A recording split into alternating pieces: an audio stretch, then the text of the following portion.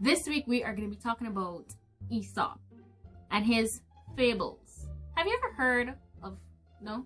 Maybe, okay. So, I don't know who he is either. That's the truth. And yeah, I know what you're thinking. You're like, Auntie Gen, why do you not know who he is? Why are you telling us about him and you don't know who he is? Good question.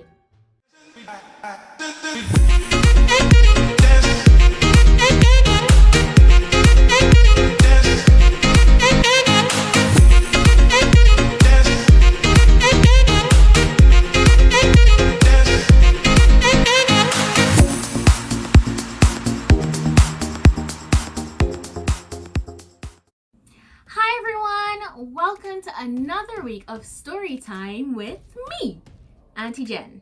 Thank you so much for coming again. Thank you so much for telling a friend who knows a friend. Thank you for coming with your friend to this channel where what? The storytelling magic begins. The storytelling magic begins. This week we are going to be talking about Aesop's Fables. But before we get into that, I missed you guys last week. Dearly missed you guys. And if you missed me and you didn't see me, you probably know that last week we looked at Miss Louise Bennett Coverley, and well, she's commonly known as Miss Lou. And we kind of looked at her works. You know, I had a little bit of biographical information in her, a little snippet from a poem that she did one time. So if you guys are not following me on Instagram or Facebook, you need to do that. The information will be somewhere there.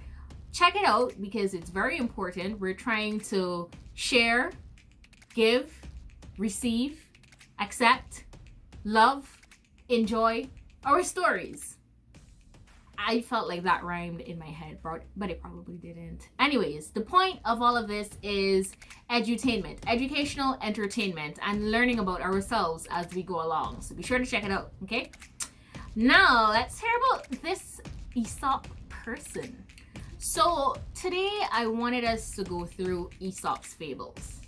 And the truth is, I really don't know who Aesop is or what. Like, I do not know. And I know what you're thinking. You're like, Auntie Gen, why didn't you research before you came to tell us this information? Like, what are you doing? It's a good question though. It's a good question.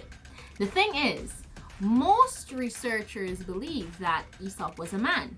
They believe that he was a man who lived in Greece, but he was a slave. And in order to obtain his freedom, he would tell these stories, which would often have clever morals at the end. And it would sometimes grant him his freedom, because then the judges would just be like, interesting. And he would just be out.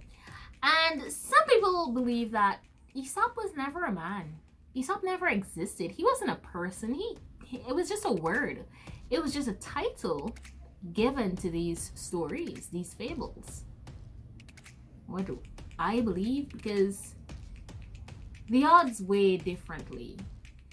I just believe that Aesop was a very great storyteller, and his fables, which are usually short stories, which has animals as the characters, and there's always a moral at the end. I believe he told really great stories, and some are really clever. And that's what I wanted to share with you guys today.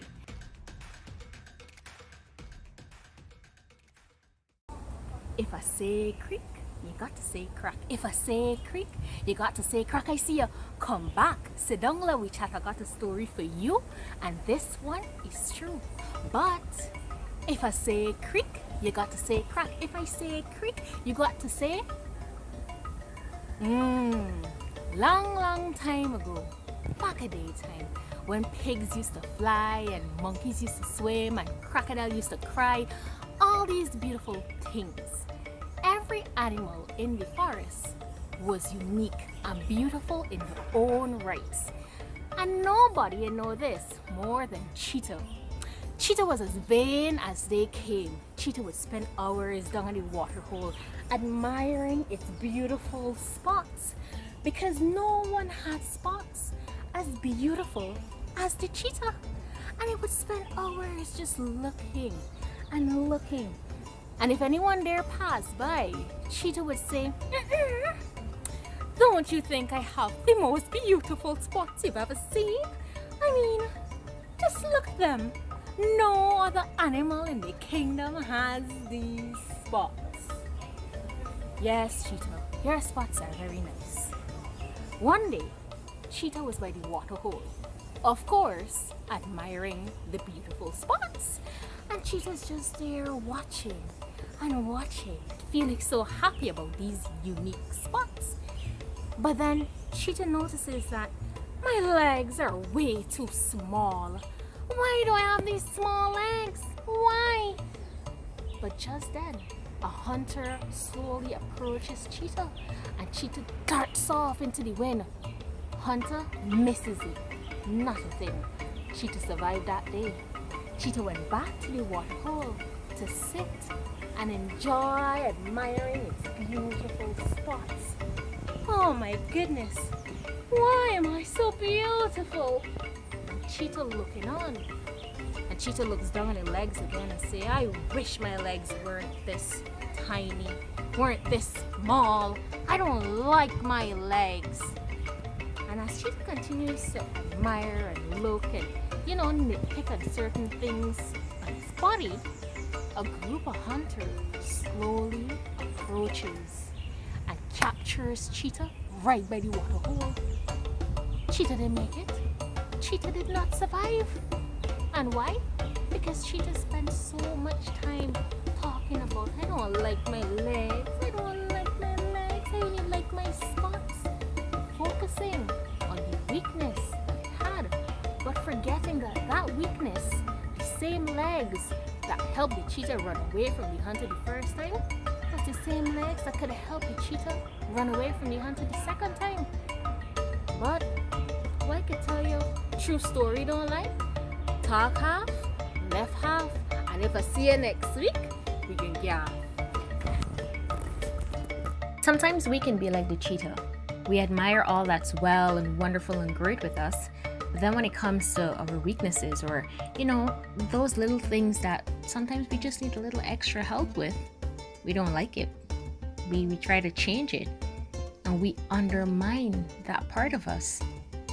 And that part sometimes is usually the most useful parts to us. Don't forget, your greatest weakness can also be your greatest strength.